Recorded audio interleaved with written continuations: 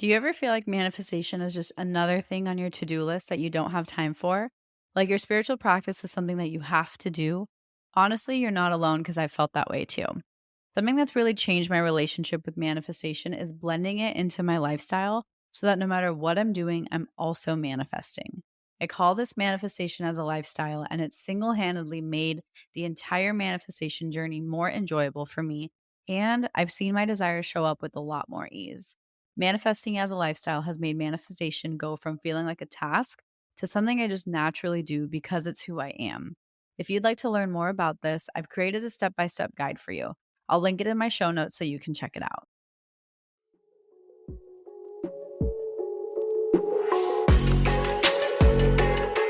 Hey, love, welcome to Affirm It Express, the mini series within the podcast that's all about giving you a quick spiritual boost. In each episode, I'll share affirmations or a quick tip to help you stay in your best energy.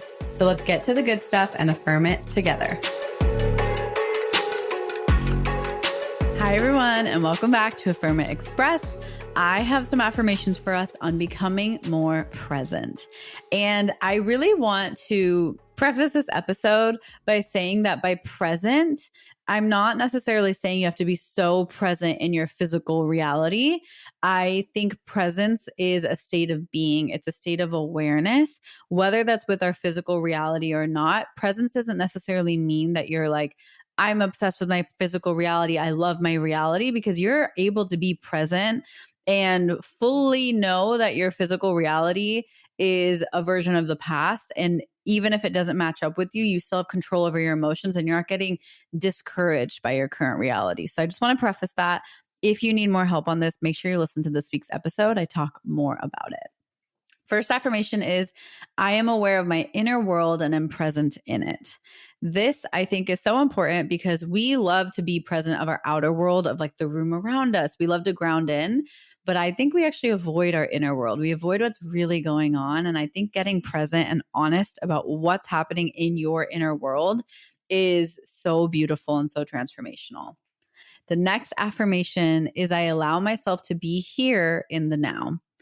This is up for your interpretation, but for me, being here is in the moment. It might mean in my physical world, it might mean in my heart, it might mean in my body, but just being here and allowing myself to just be in that state of awareness. It's so much harder than I'm making it sound. Trust me, I've been working on this forever. I'm currently rereading The Power of Now, and I'm just trying to allow myself to like be.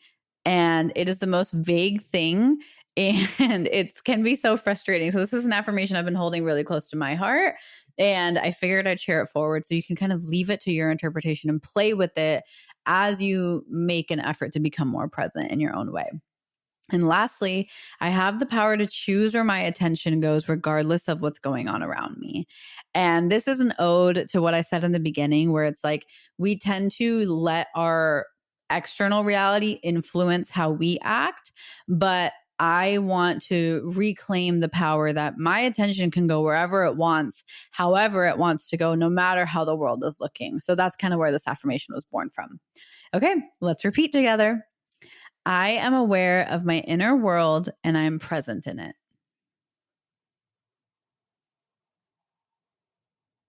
I allow myself to be here in the now.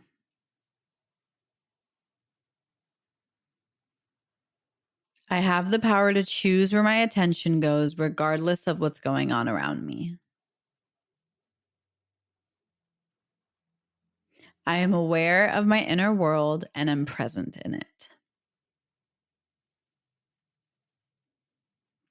I allow myself to be here in the now.